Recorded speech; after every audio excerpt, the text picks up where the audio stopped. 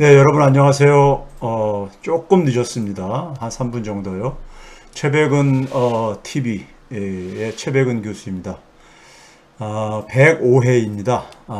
벌써 9월 중순 이제 올해 그 큰 명절인 하반기 명절인 추석 이제 한가위도 지나고 이제 올해도 이제 마무리 단계로 넘어가는 이제 이런 시즌인 것 같습니다. 오늘 제가 이제 그 제목을 미리 그 커뮤니티는 안에다가 공지를 했듯이 이재명의 민주당의 최소 과제라는 제목을 잡았는데요. 사실 그동안에 제가 대선 그 선거 이후에 제가 했던 것을 한번 정리하는 차원의 지난주까지 방송했던 내용들을 한번 정리하는 의미를 가지고 있습니다.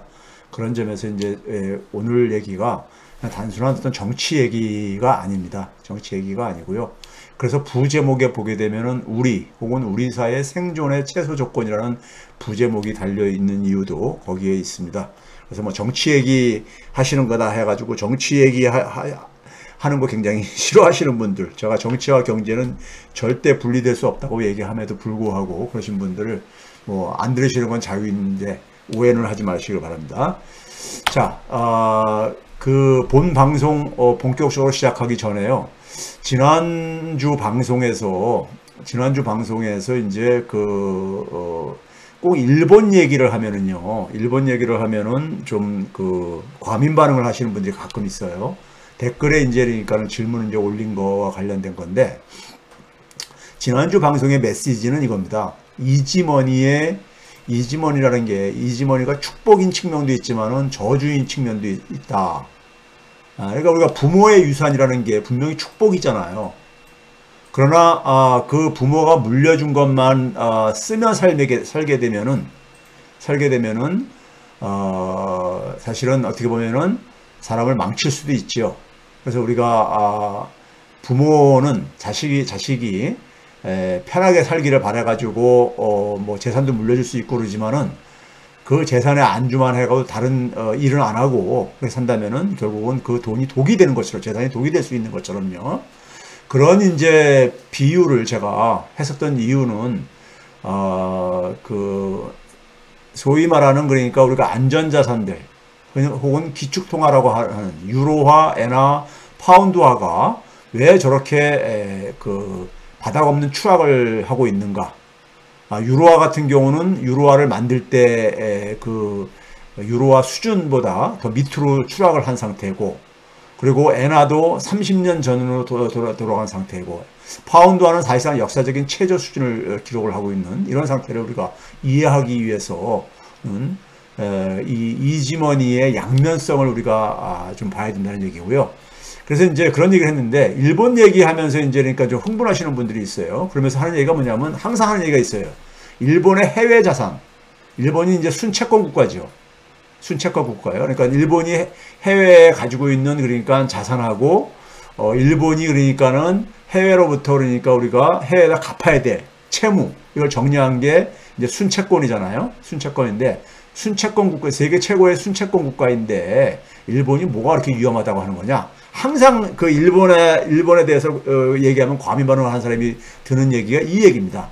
근데 순채권국이냐 순채무국이냐 보다도요, 더 중요한 거는요, 우리가 금융위기 과정에서 여러분들이 교훈을 얻었다면은 이거를 이해를 하시고 계실 거예요.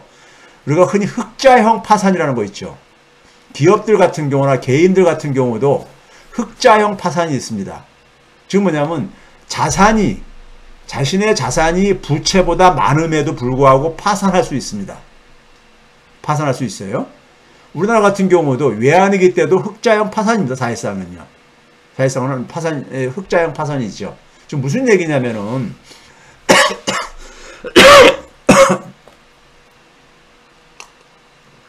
죄송합니다. 목에 좀 객이 걸린 것 같아가지고요. 어떤 경우냐면요, 우리가 이제 그 채무는 상환을 해야 되잖아요. 상환 기한이 돌아오면 상환을 해야 되잖아요. 근데 자기가 가지고 있는 자산은 현금으로만 갖고 있지 않잖아요. 그 자산에는 우리가 뭐 현금성 자산도 있을 것이고, 아니면 이제 우리가 그 부동산 같은 유동성이 낮은, 즉 현금화하기 어려운 자산들도 있을 수 있잖아요.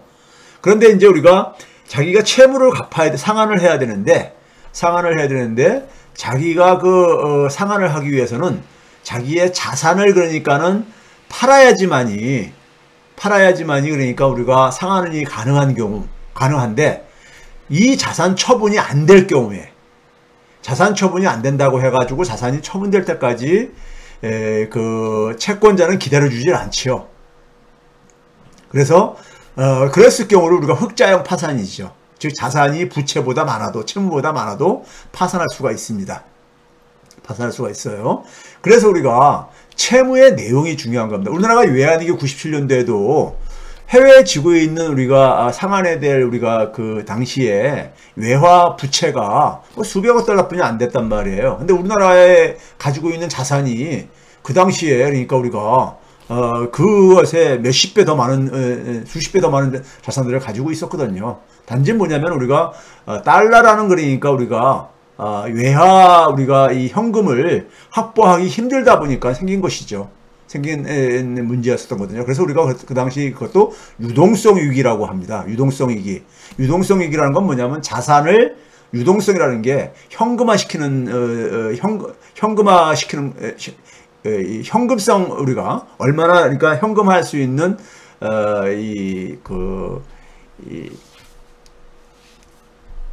현금화할 수 있는 정도를 얘기하는 게 이제 유동성이잖아요.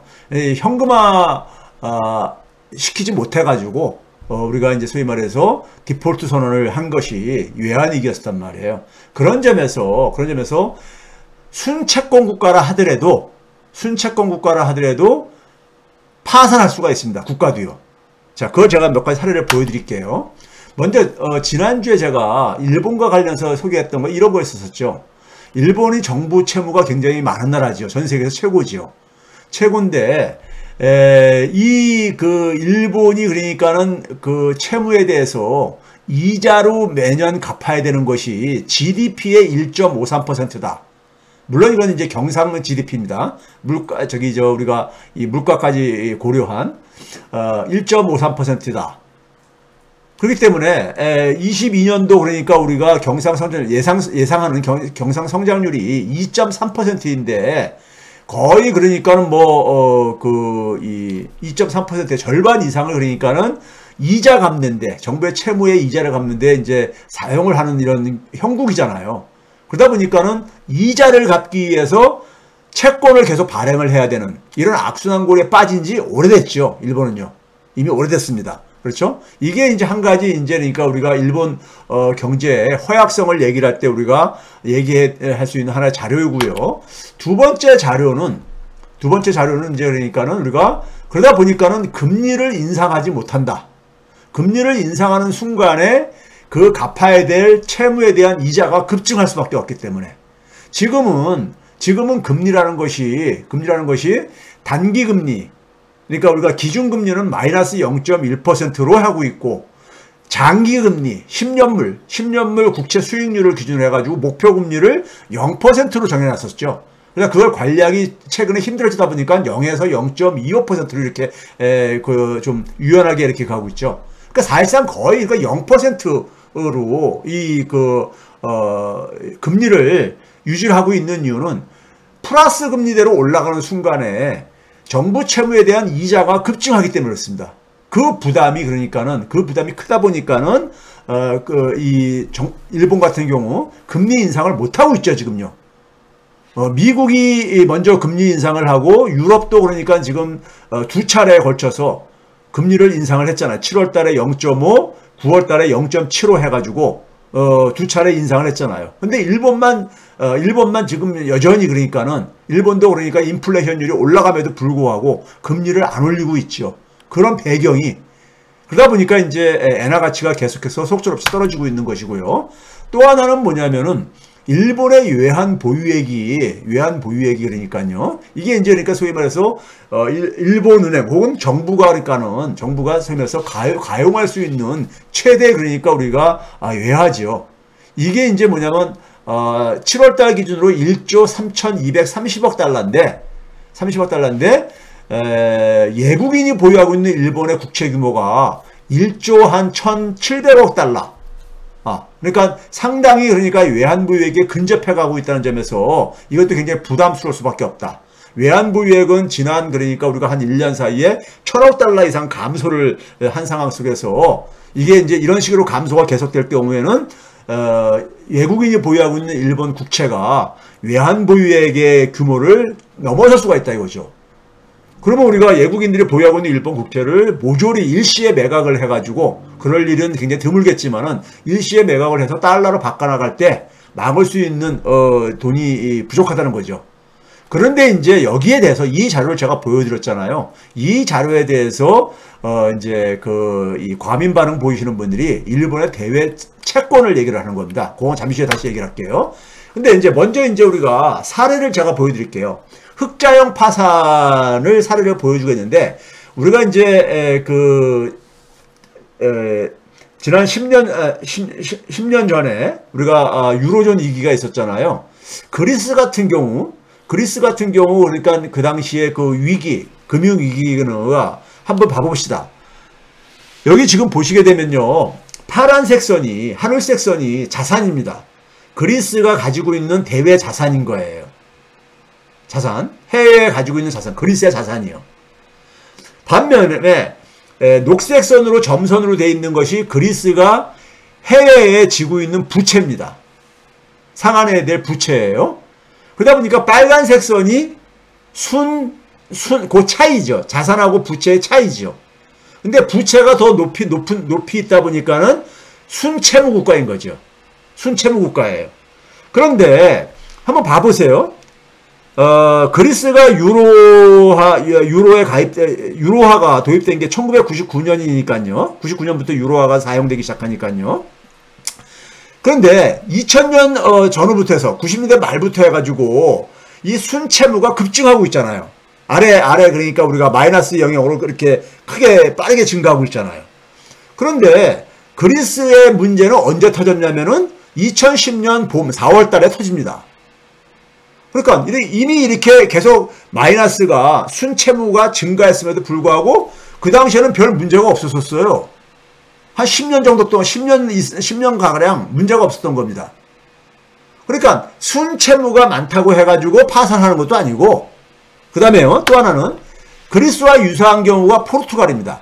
그러니까 우리가 흔히 남유럽 국가들이 파산한 국가들을 보게 되면 집시 국가라고 하잖아요. 그리스, 아일랜드, 포르투갈, 스페인, 이탈리 이런 나라를 얘기하잖아요. 이번 포르투갈 같은 경우도 그리스하고 비슷한 경우입니다. 근데 포르투갈도 마찬가지로 소위 말해서 재정위기라고 얘기하는 유로존 위기가 터지기 한 10년 동안에 순채무가 증가해왔잖아요. 근데도 별 문제 없었잖아요. 예? 금융위기 전까지는요. 그렇죠? 그 다음에 아일랜드 봐보세요. 아일랜드는 이 하늘색 선하고 녹색 점선하고 보게 되면은, 즉 자산하고 부채가 거의 같이 움직이고 있죠. 특히 뭐냐면은 유로존에 가입하고 난 이후에는, 유로화가 사용되고 난 때부터는 거의 그러니까 같은 상태로 증가를 해왔잖아요. 자산하고 부채가. 그래서 아일랜드 같은 경우는 적어도 그러니까 2000년대에는 해외에 대해서 채무도 없었던 나라예요. 순채무가. 그러니까 자기들이 가지고 있는 해외에 갖고 있는 자산으로 논리적으로는 채무를 다 상환할 수 있는 나라였던 거예요. 그런데도 파산했잖아요. 왜 그랬겠습니까요? 이 채무가 상환해야 될 채무가 그러니까는 돌아왔는데 자산을 정리해가지고 자산을 현금화를 못 시킨 거예요. 그래서 파산한 겁니다. 파산한 거예요. 그러니까 채권하고 채무의 성격이 다를 수가 있잖아요. 채무는 그러니까 예를 들어서 우리가 단기로 그러니까 우리가 차입을 했어요. 근데 내가 가지고 있는 투자한 돈은 장기로 투자했어. 이걸 우리가 흔히 만기 불일치라 그러죠. 예? 내가 그러니까 갚아야 될 돈은 그러니까 단기로 그러니까 이게 차입을 해왔는데 투자한 것은 장기로 은행들이 주로 많이 하는 것이죠. 이게 평상시에는 별 문제가 없죠. 왜 그러냐면은 만기가 돌아오게 되면 또 다시 차입을 해가지고 그 만기 돌아온 걸 갚으면 되는 거니까요. 그렇죠? 평상시엔 문제가 없어요. 그런데 금융위기 같은 경우들이 생기게 되면은 차입하기가 어려워지죠. 예? 소위 신용경색 현상이 생기니까는 돈들을 잘 안, 돈들의 자금의 거래가 굉장히 우리가, 어려워지니까요. 그렇죠? 그랬을 때 이제 그러니까 이게 문제가 되는 겁니다. 예? 그래서 그 자산을 그러니까 유동화, 즉 현금화 못 시키게 되면은 돌아온 상환에 대해 그러니까는 이 채무를 상환을 못하게 되면 파산할 수가 있죠. 그러니까 아일랜드는 순채무가 없었어도 파산을 한 경우예요. 자, 그 다음에 이제 우리가 한국을 봐보세요. 한국을 보시게 되면요. 한국도 보시게 되면은 2013년 이후부터 보게 되면요. 한국도 순채권 국가입니다. 작년에 그러니까 우리나라가 해외에 투자한 자산하고 우리나라가 해외에다 상환에 대해 부채하고 그 차이가 우리가 자산이죠. 순자산이 얼마냐면은 6,600억 달러 정도가 우리가 순채권을 가지고 있습니다. GDP 대비 한 36% 정도 되는 규모입니다. GDP 대비요. 그러니까 우리나라도 그러니까는 해외 상환에 대한 채무가 상당히 많아요. 상당히 많아요. 예? 많음에도 불구하고 그러니까 우리가 채무를 상환하는 부분도 많아도 자산이 훨씬 더 많기 때문에 좀 얼마만큼 더 많냐? 6,600억 달러 정도 더 많다 이거예요. 그럼 문제가 없어야 되는 거 아니겠습니까? 예? 파산할 가능성이요. 그런데 이 자산에는 소위 말해가지고 한국은행 같은 데가 한국은행이 가지고 있는 외환보유 준비자산을 그러니까 우리가 가지고 해외에다 투자한, 예를 들어서 미국 정부가 발행한 국채에다 투자한 것들도 있지만은 개인들이 그러니까 우리가 미국 주식에 투자도 하잖아요. 이런 것들도 다 포함되어 있는 거예요. 근데 개인들이 가지고 있는 돈을 나라가 그러니까 굉장히 힘들게 됐다고 해가지고 자기의 자산, 달러 자산을 나라에다 빌려주거나 이 환율을 안정시키기 위해서 막 사용합니까? 예? 달러 가치가 막 올라가는 상황 속에서 내가 달러를 보유하고 있어. 달러 자산을. 미국 주식을 팔아가지고 달러를 확보해가지고 그 달러를 그러니까 시장에다 투입해가지고 환율을 진정시키려고 하겠냐고요. 개인들한테 그런 애국심을 그러니까 우리가 기대하기 힘든 거잖아요. 그렇기 때문에 해외 자산이라는 것은 개인이나 기업이 가지고 있는 자산까지 다 포함한 거예요. 대금융자산은요. 예? 그래서 그게 다 동원이 가능한 것들이 아닙니다. 동원이 가능한 게 아니에요. 유사시예요. 일본의 순대외 자산이 맞습니다. 굉장히 많아요. 일본의 순대외 자산이 보시게 되면 411조엔입니다. 411조엔이면은 우리가 지금 1달러당 한 140 지금 오늘 이제 144엔을 지금 돌파하고 뭐 이랬었으니까는 예? 이걸 대충 나누게 되더라도 GDP의 한 76%로 굉장히 많은 거예요. 우리보다도 한 2배 정도 그러니까 많은 거예요. 그런데 이것도 마찬가지로 일본 국민들이나 기업이 해외에다 투자한 자산들, 예? 이런 것까지 다 포함되어 있는 거예요. 예? 그렇기 때문에 이런 것들을 그러니까 우리가 일본이 그러니까는 외국인들이 일본에서 그러니까 국채를 팔아가지고 달러를 그렇게 챙겨갖고 나가려고 할 때 그걸 그러니까 일본 정부나 일본 은행이 방어할 돈이 없다고 해가지고 그 돈을 막 끌어다가 막 애국심이 발휘해가지고 내가 거기다 막 투입해주고 그러냐고요. 네? 안 그러죠? 오히려 뭐 개인들은 뭐냐면 엔화 가치만 떨어지는 상황 속에서 오히려 뭐냐면은 더 이익을 보기 위해서 달러 자산으로 더 보유하려고 하겠죠. 예? 그렇죠? 일반적으로 사람은 우리가 다 이기적으로 행동한다고 우리가 학에서 얘기를 하고 있으니까요. 우리나라 개인들도 지금 그러니까 우리가 달러 가치가 막 오른다고 해가지고 달러 가치를 지금 정부나 한국은행은 좀 안정시키고 싶을 거예요. 안정시키는 건 어떤 방법입니까? 시장에다 달러 풀면 되는 거예요. 그러면 개인들이 가지고 있는 그 달러 자산을 현금화 시켜가지고 시장에다가 막 매각을 하냐고요. 안 하잖아요. 네? 안 하잖아요. 그렇죠? 그런 점에서 개인이나 기업들이 보유하고 있는 해외 자산을 국가가 파산 위기 상황 속에서 방어할 수 있는 자원으로 생각을 하면 곤란하다 이겁니다. 자, 그 다음에 이제 뭐냐면은, 일본의 지금 이제, 그러니까 우리가, 이 위험은 이제 우리가 주목을 해야 될 게 뭐냐면요. 일본의 지난, 그러니까 우리가 2000년대 되게 보게 되면요. 장기 평균이 한 110엔 정도 전후였었습니다. 근데 이게 지금 보게 되면 지난해, 그러니까는, 하반기부터 이걸 이탈하기 시작했어요. 110엔을 이탈해가 쫙 140, 오늘 4엔 돌파도 했고, 145엔 근처까지 갔었었죠. 쫙 올라가잖아요. 그렇죠? 이러면서 무슨 문제가 생겼냐면요. 일본이 무역 적자가 작년 8월 달부터 올해 7월 달까지 1년간이죠. 적자가 계속 한 달도 안 빼놓고 적자가 지속되고 있어요. 무역 적자가요. 지금 뭐냐면은, 우리가 흔히 말해서 경제학 교과서에서는 통화 가치가 떨어지게 되게 되면은, 수출 경쟁력이, 자국의 상품에 그러니까 가격 경쟁력이, 높아지기 때문에 수출에 도움될 거라고 생각하지만요. 수입하는 것도 그러니까는 굉장히 비용이 증가하잖아요. 비용이 증가하기 때문에 오히려 과도하게 통화 가치가 떨어질 때는 오히려 뭐냐면은 무역에도 도움이 안 되어져요. 지난주에 그러니까 유로존도 그런 모습을 보이고 있잖아요, 지금요. 그러니까 제가 지금 하고 있는 것은 뭐냐면요. 우리가 엔화 가치가 30년 전으로 심지어는 1987년 수준으로까지 그러니까 엔화 가치가 떨어진 상태예요, 지금요. 떨어진 상태입니다. 그래서 제가 뭐냐면 일본의 경제력하고 일체화가 됐다. 그러는데 그동안에는 일본의 잃어버린 30년은 상당히 오랫동안 진행된 거잖아요. 근데 엔화 가치가 그것보다는 굉장히 일본의 경제력보다는 높게 평가가 되었었던 거예요. 그건 왜 그렇습니까요? 제가 이런 예를 들었잖아요.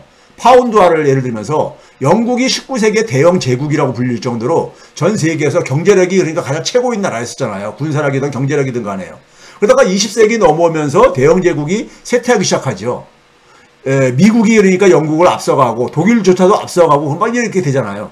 그리고 20세기가 그러니까 그래가지고 지금까지 한 100년이 20세기가 지났음에도 불구하고 파운드화 가치는 상당히 20세기 내내 그러니까는 굉장히 기축통화 중에 하나로 파운드의 위력을 보여줬잖아요. 즉 뭐냐면은 그 나라의 그러니까는 우리가 이 경제력, 영국의 경제력의 결과가 사실은 영국의 통화인 파운드에 그 파워를 부여해 준 거잖아요. 부여해 줬는데 영국의 경제력이 쇠퇴하기 시작한 때부터 바로 통화의 파워가 같이 이렇게 하락하는 게 아니에요. 그러니까 통화의 파워는 좀 시간을 두고 천천히 간다 이거예요. 지금 미국도 70년대 이후에 상대적인 경제력은 쇠퇴하고 있단 말이에요. 예? 다른 나라들이 그러니까는 경제력이 부상하면서요. 즉 경제력이 다원화가 되면서요. 그런데 달러는 여전히 그러니까는 달러 파워는 여전히 최강이잖아요. 예? 그렇기 때문에 경제력하고 통화의 파워가 반드시 그러니까 일치하는 거 아닌데 엔화 같은 경우는 이제야 그러니까는 경제력하고 이게 일체화가 된 거예요. 그동안에는 그러니까 엔화 가치는 경제력에 비해서는 굉장히 과분한 대접을 받았던 거죠. 쉽게 얘기하면요. 그러면 그래가지고 엔화가 30년 전으로 돌아갔다? 그러니까 지금 엔화 가치가 굉장히 빠르게 떨어졌잖아요. 앞에 그림을 보시게 되면은, 제가 페이지를 잘못 넘겼네요. 자, 앞에 이거 보게 되면 엔화 가치가 지난해 그러니까 우리가 8월 달부터 쫙 빠르게 올라가 버리잖아요. 예? 엔화 가치가 떨어졌잖아요. 그렇죠? 굉장히 급격하게 그러니까 빠른 속도로 됐잖아요. 그렇죠?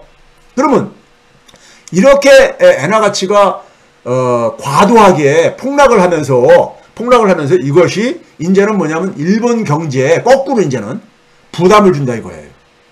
부담을 준다 이겁니다. 그 사례가 제가 뭐라 그랬었습니까요? 소위 말해서 엔저의 저주.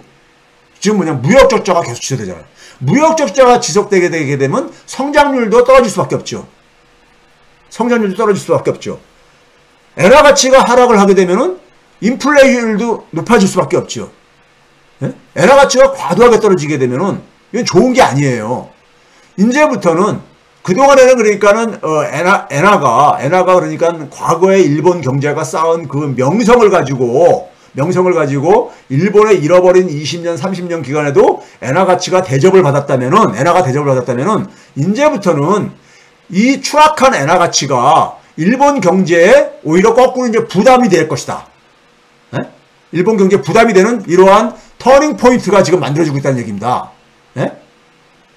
사실 그동안에는 그러니까 엔화의 힘을 가지고 엄청나게 돈을 찍어낸 거 아닙니까? 예? 엄청나게 돈을 찍어가지고 GDP에 그러니까 100%가 넘을 정도로 막 돈을 찍어가지고 그러니까는 했음에도 불구하고 일본이 그러니까는 버틸 수 있었던 것은 엔화의 파워였었죠. 그 엔화의 파워는 어디서 비롯되어진 겁니까? 80년대까지 만들어냈던 제조업 강국, 전 세계 경제 규모 2위를 만들었던 80년대의 그 유산이었었죠. 그 80년대의 그 세계 2위라는 경제 규모를 만들어낸 그 파워의 힘이 엔화의 파워로 그러니까는 적어도 2020년 정도까지 계속 이어져 왔던 거예요. 왔던 겁니다. 한 30년 동안 그 혜택을 본 거예요. 근데 이제 그게 최근에 그러니까는 이게 지금 더 이상 지속 불가능한 상황에, 그리고 연준이 그러니까 이지머니를 더 이상 그러니까 사용할 수 없는, 즉 금리를 빠르게 인상할 수 없는 상황이 트리거를 당긴 거죠. 트리거를 당겨가지고 엔화 가치를 그러니까 급속하게 그러니까는 하락시킨 거잖아요. 하락시켰단 말이에요. 그 결과 그것이 일본 경제에 부담이 되는 시간표가 돌아왔다 이겁니다. 앞으로는 이 과도한 그러니까 이 엔저가 일본 경제에 그러니까 오히려 이제 부작용을 이 부담을 주는 이런 시대가 열리게 될 거라고 저는 봅니다. 과거 30년이 그러니까는 과도하게 그러니까 지나치게 그러니까 과분하게 대접받은 엔화의 파워로 일본이 그러니까 돈을 그렇게 대규모로 찍어내야 가지고 버틸 수 있었다면은 이제부터는 그러니까는 이 폭락한 엔화 가치로 인해 가지고 일본 경제가 그러니까 상당한 그러니까는 그 비용을 지불하는 시간이 전개될 것이다. 향후 30년은 저는 그렇게 보고 있습니다. 거기다가 이제 우리가 오늘 보게 되면요, 일본이 금리를 못 올린 이유가 뭐였었습니까요? 아까 얘기했듯이 금리를 올리게 되면은 일본의 재정 부담이 크게 급증할 수밖에 없어요. 그래서 일본이 그러니까 최근에 그러니까 우리가 인플레이션이 올라가면서 금리 마지노선을 좀 유연하게 10년물, 그러니까 장기 금리죠.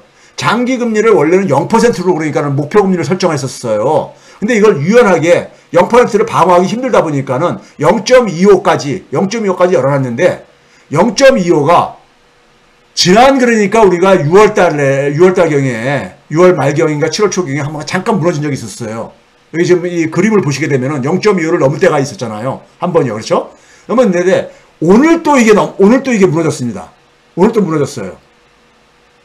네? 오늘 또 무너졌어요. 지금 뭐냐면 일본 은행이 그러니까는 그 0.25는 넘지 않겠다고 방어하겠다고 했는데 그게 무너진 거예요. 네? 무너진 겁니다. 그러니까 장기 시장 금리를 0.25% 이내에서 0에서 0.25% 내에서 그러니까는 방어하겠다고 한 것이 어쨌든 간에 이게 물론 이제 그러니까 얼마나 갈지는 지켜봐야 되겠지만은 주목해야 될 하나의 문제입니다. 주목해야 될 문제야. 지금 뭐냐면 이게 왜 이렇게 되냐면은 금리를 올리지 않으면은 엔화 가치가 폭락하는 걸 막을 수가 없어요. 예? 엔화 가치가 폭락하는 거를요. 근데 금리를 올리자니 정부에 그러니까 우리가 이자 부담이 급증을 하고요. 예? 그러니까 이러지도 못하고 저러지도 못하는 이런 상황에 빠져 있는 거예요, 지금요. 일본은요. 예? 일본은 엔화 가치가 너무 떨어지니까 이게 이제 그러니까 무역 수지 적자를 계속 만들어내고 있고, 예? 그다음에 뭐냐면 물가도 굉장히 인플레이션도 굉장히 이 영향을 미치고 있고, 그러니까 일본이 지금 뭐냐면 이러지도 저러지도 못하는 상황에 있는 겁니다.